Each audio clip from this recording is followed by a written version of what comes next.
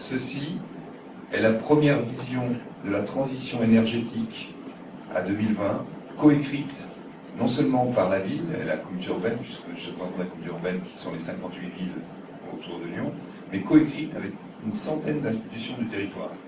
C'est-à-dire qu'il y a plus de... Quand je dis institutions, il y a les entreprises, il y a les chambres consulaires, chambres de commerce, chambres des métiers, MEDEF, il y a les syndicats ouvriers, il y a les associations environnementales, il y a les communes, il y a le CSTB, la MKB, la Fédération française du bâtiment. Enfin, toutes les forces vives du territoire sont venues, on a tout mis sur la table. On dit voilà les objectifs ce n'est pas des objectifs arbitraires, c'est les objectifs du Conseil européen qui ont été déclinés dans la loi POP, Programmation et Orientation de la politique énergétique. D'ici à 2020, si on ne fait rien, qu'est-ce qui se passe? Par exemple, sur les transports, on sait qu'on va augmenter de 10% si on ne fait rien. Et donc, si on veut faire une baisse de 20%, il faut qu'on fasse 30% par rapport au tendanciel.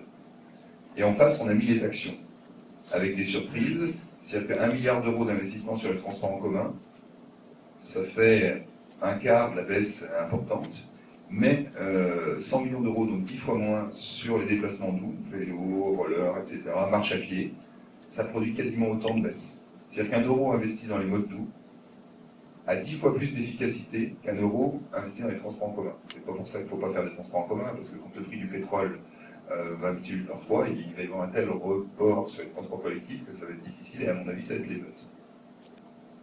Donc ça va être très compliqué à gérer. On a rajouté un deuxième critère, vulnérabilité sociale. C'est-à-dire des gens dont le référent du ménage a moins de 25 ans, le coût de pauvreté chez les jeunes, plus de 65 ans, parce que l'on sait que les revenus n'augmentent plus, ou alors plus de 3 enfants dans le foyer. Et on a pris un troisième critère, habitant dans un logement construit avant 1975, qui sont en France les premières réglementations énergétiques.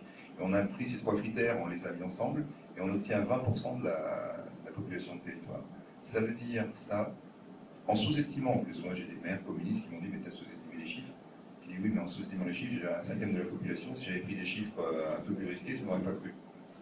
Ça veut dire qu'on a au moins un cinquième de la population de notre territoire qui va basculer dans la pauvreté si on ne s'engage pas dans une transition énergétique réelle, dans une sobriété énergétique.